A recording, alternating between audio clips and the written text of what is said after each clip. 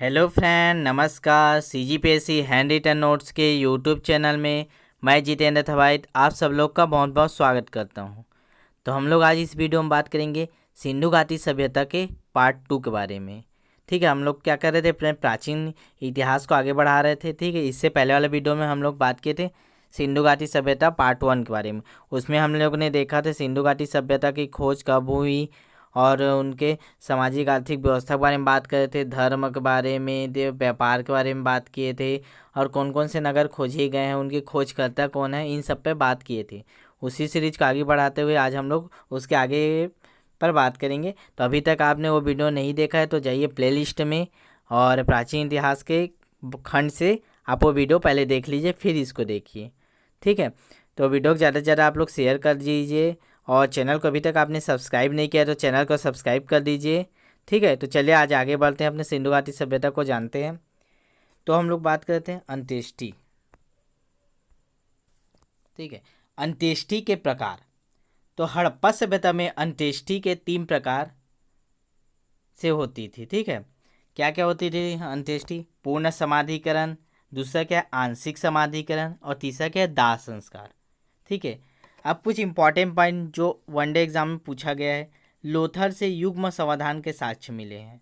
ठीक है, तो पूछा गया कई बार युग्म समाधान कहाँ मिला है, तो लोथल में।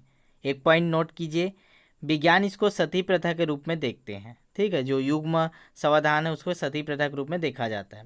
एक और मोस्ट इम्पॉर्टेंट, रोपण से मालिक के साथ कुत्ता दफनाए जाने के साक्ष्य मिले हैं। ये भी कई बार पूछा गया, कुत्ता दफनाने के साक्ष्य कहाँ से मिले, तो रोपण के साथ। ये दोनों आप लोग अच्छे से याद करके रखना है, एक लोथर का एक रोपण का। ठीक है, अब हम लोग अगला देखेंगे लिपि के बारे में। ठीक है, सिंधु लिपि के बारे में सर्वप्रथम विचार करने वाले व्यक्ति कौन थे, तो अलेक्जेंडर कनिंघम थे। ठीक है, लिपि के बारे में कौन विचार किया, अलेक्जेंडर कनिंघम। ठीक है, सिंधु लिपि को पढ़ने का सर्वप्रथम प्रयास L.A. बेंडल, ठीक है याद रखना, A.L.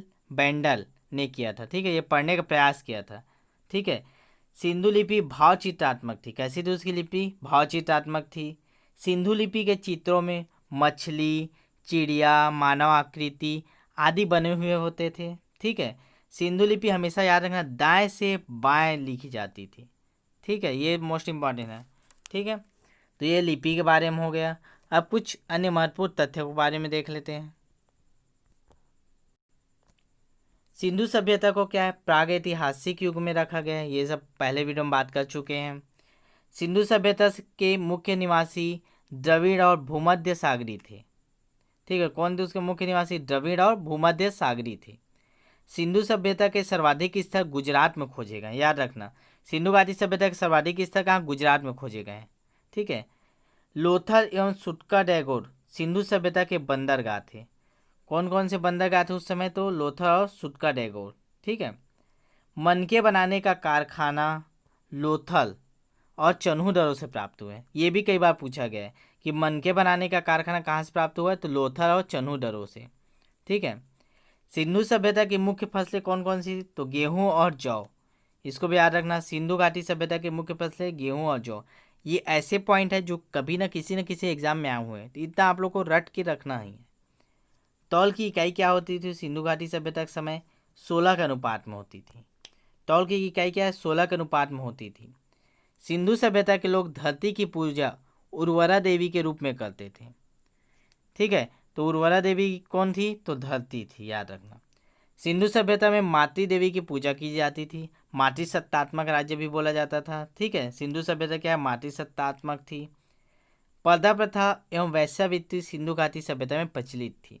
ठीक है, इसके भी कुछ साक्ष्य मिले हैं, पर्दा प्रथा और वैश्यावृत्ति। ठीक है, आगे बढ़ते हैं। अब हम लोग देखेंगे जो प्रमुख स्थल है।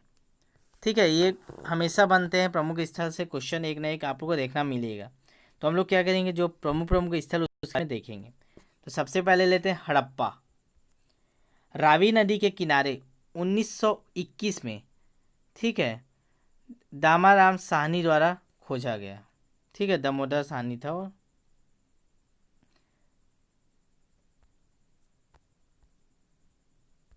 ठीक है, इसको करेक्ट कर लेना। ठीक है, ये थोड़ा सा मिस्टेक लिखा गया, दिख नहीं रहा, मतलब सही लिखा है, दयाराम साहनी है। ठीक है, रावी नदी किनारे 1921 में दयाराम साहनी द्वारा खोजा गया शंख का बना हुआ बैल, ठीक है, शंख का बना हुआ बैल नटराज की आकृति वाला मूर्ति प्राप्त हुआ है। कहाँ से? हड़प्पा से। पैरों में सांप दबाकर गरुड़ का चित्र, मछुआरे का चित्र, सिर के बल खड़ी नग्न स्त्री का चित्र, जिसके गर्भ से पौधा निकला हुआ दिखाई देता है। ये सब क्या है? हड़प्पा की विशेषता है। सबसे पहला खोजा गया शहर भी हड़प्पा था 1921 में, दयाराम साहनी। 3 पॉइंट याद रखना। फिर अगला देखते हैं मोहनजोदारो के बारे में, ठीक है, जिसको मोहनजोदड़ो भी बोलते हैं। इस पर एक मूवी भी बनी है मोहनजोदारो, एक बार जाके देखिए, उसमें इस सबको बताया गया है। सिंधु नदी किनारे कहाँ मिली? सिंधु नदी किनारे मिली। फिर 1922 में राखल दास बनर्जी द्वारा खोजा गया। ये 3 पॉइंट। सिंधु नदी किनारे 1922 में राखल दास बनर्जी द्वारा खोजा गया। भवन क्या? पक्की ईंटों द्वारा निर्मित थे। सीढ़ी का साक्ष्य मिला है। प्रवेश द्वार गली में कांसे की नर्तक की मूर्ति प्राप्त हुई है। एक सिंगी पशु आकृति वाली मोहर प्राप्त हुई है। एक मोहर मिली जिसमें क्या है? सिंगी पशु का आकृति बना हुआ है। इसमें मौत का टीला भी कहा जाता है। मोहनजोदाड़ो से सबसे ज़्यादा अवशेष मिले हैं, ठीक है, 100 मिले हैं, 100, ठीक है, जिसके कारण इसको क्या बोला जाता है? मौत का टीला कहा जाता है, ठीक है। तो मोहनजोदाड़ो के बारे में याद रखना। अब अगला शहर देखते हैं लोथल। लोथल कौन सी नदी किनारे? तो भोगवा नदी, ठीक है। इसको कई बार पूछा गया है। लोथल निम्न नदी किनारे तो भोगवा नदी। कहाँ है भोगवा नदी? गुजरात में स्थित है। गोडीवाड़ा के साक्ष्य मिले हैं। गोडीवाड़ा मतलब आप लोग का पोर्ट, बंदरगाह, ठीक है। चावल एवं बाजरा के साक्ष्य मिले हैं। कहाँ से मिले चावल बाजरा के साक्ष्य? लोथल। 2 मुंह वाले राक्षस की अंकन वाली मुद्रा प्राप्त है। पंचतंत्र की चालाक लोमड़ी का अंकन प्राप्त हुआ है। मम्मी का उदाहरण भी प्राप्त हुआ है। मम्मी जो बना के रखते थे लपेट के, ठीक है। बदक, बारहसिंगा, गोरिल्ला के अंकन वाली मुद्रा भी प्राप्त हुई है, ठीक है। तो ये लोथल की विशेषता हुई। अब अगला देखेंगे हम लोग कालीबंगा के बारे में। तो कालीबंगा कौन से नदी के किनारे? तो घग्गर नदी के किनारे। राज्य कौन सा? राजस्थान में। शाब्दिक अर्थ पूछिए तो कालीबंगा था काली चूड़िया, ठीक है। कालीबंगा का शाब्दिक अर्थ क्या है? काली चूड़िया। पाग हड़प्पा एवं विकसित हड़प्पा दोनों के साक्ष्य मिले हैं। जूते हुए खेत के अवशेष मिले हैं। सरसों के साक्ष्य प्राप्त हुए हैं। एक सींग वाले देवता के साक्ष्य प्राप्त हुए हैं। ये कई बार पूछे हुए हैं, एक सींग वाले देवता। और ये पूछा है जूते हुए खेत कहाँ मिले? कालीबंगा। कई बार क्वेश्चन देखने को मिलेगा, जूते हुए खेत कालीबंगा। कपाल के छेद वाले बालक का, ठीक है, शल्य चिकित्सक उदाहरण मिला है, ठीक है। ये हुआ अपना कालीबंगा के बारे में। अब अगला देखते हैं चन्हू-दरो के बारे में, ठीक है। मनके बनाने का कारखाना, मोस्ट इम्पॉर्टेंट, मनके बनाने का कारखाना कहाँ है? चन्हू-दरो में। ईंट पर बिल्ली का पीछा करते हुए कुत्ते के पद चिन्ह, ईंट पर बिल्ली का पीछा करते हुए कुत्ते के पद चिन्ह कहाँ से प्राप्त हुए? तो चन्हू-दारो में, ठीक है। ये कुछ इंपॉर्टेंट सिटी के बारे में पढ़ लिए। अब अगला देखते हैं बनवाली। बनवाली हरियाणा के हिसार जिले में स्थित है। कहाँ है बनवाली? हरियाणा के हिसार जिले में स्थित है। इसमें क्या क्या मिले? अच्छे किस्म के जौ की प्राप्ति हुई है। हल की आकृति वाला खिलौना प्राप्त हुआ है। ये भी कई बार पूछा जाता है कि हल की आकृति का खिलौना कहाँ से मिला है? तो बनवाली से। अगला देखते हैं रोपण। ये क्या है? पंजाब में सतलज नदी के किनारे। कौन सी नदी? सतलज। राज्य बोले तो पंजाब। इसमें क्या है? मानव के साथ कुत्ते के दफनाने का साक्ष्य मिला। ये भी इंपॉर्टेंट है। मानव के साथ कुत्ते के दफनाने का साक्ष्य कहाँ से मिला है? तो रोपण में मिला है, ठीक है। अब अगला देखते हैं धौलावीरा। धौलावीरा कहाँ है? तो गुजरात के भकच जिले में स्थित है, ठीक है। जल प्रबंधन के लिए 16 जलाशयों की प्राप्ति हुई है। धौलावीरा में क्या जलाशयों की प्राप्ति हुई है? सबसे ज़्यादा कितने? 16 जलाशयों की प्राप्ति हुई है, ठीक है। अगला देखते हैं सुरकोट्टा। ये मोस्ट इम्पॉर्टेंट, गुजरात के कच्छ में स्थित है, ठीक है। शॉपिंग कॉम्प्लेक्स के साक्ष्य मिले हैं। और घोड़े की अस्थियाँ, तो ये पूछते हैं घोड़े की अस्थियाँ कहाँ से मिले? सुरकोट्टा में, ठीक है। अब हम लोग देखेंगे हड़प्पा सभ्यता के उदय देख लिए, कैसी व्यवस्था थी, सामाजिक आर्थिक व्यवस्था के बारे में देख लिए। अब देखेंगे उसका पतंग हुआ तो हुआ कैसे। ठीक है, तो इसके अलग अलग वैज्ञानिकों ने अलग अलग कारण बताए हैं, अभी तक हम लोग इसमें किसी एक कारण पर नहीं पहुंच पाए हैं। तो जो जल प्लावनन, ठीक है, पारिस्थितिक असंतुलन आया, जल प्लावनन, ठीक है। ठीक है, घग्घर का सूखना, जो घग्घर नदी थी, तो बाह्य को ये बोलते हैं कि जो बाह्य आक्रमण हुआ उससे क्या घग्घर सूख गया।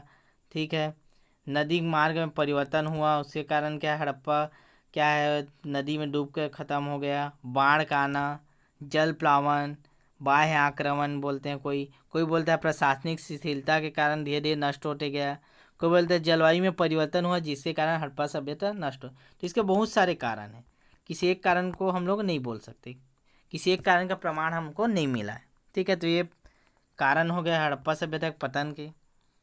फिर अगला देखते हैं, क्षेत्रफल की दृष्टि से हड़प्पा कालीन नगरों का क्रम। तो सबसे बड़ा क्या है, मोहनजोदारो, विशाल स्नानागार मिले हैं। ठीक है, सबसे ज़्यादा यहीं प्राप्त हुआ है, और सबसे पहला खोजा गया हड़प्पा। तो सबसे बड़ा कौन है, मोहनजोदारो, फिर क्या है हड़प्पा, फिर धौलावीरा, फिर कालीबंगा। ठीक है, तो ये उनका क्रम है, मोहनजोदारो, हड़प्पा, धौलावीरा, कालीबंगा। एक पॉइंट नोट कीजिए, धौलावीरा भारत में स्थित सबसे बड़ा हड़प्पाकालीन स्थल है। तो भारत में सबसे बड़ा हड़प्पाकालीन स्थल बोलेगा तो धौलावीरा याद रखना। ठीक है, मोहनजोदारो का अधिकांश भाग कहाँ है, पाकिस्तान में। तो वीडियो कैसा लगा कमेंट में बताइए। तो इसके बाद हम लोग अगला टॉपिक स्टार्ट करें वैदिक सभ्यता के बारे में, जिसे कुछ पोर्शन को मैंने पिछले वीडियो में बात कर चुका है, मतलब जब हम लोगों ने वेदों के बारे में पढ़ा था, लेकिन उसको फिर से एक बार पढ़ेंगे, क्रम से पढ़ रहे हैं तो सिंधु घाटी सभ्यता के बाद वैदिक सभ्यता पढ़ेंगे।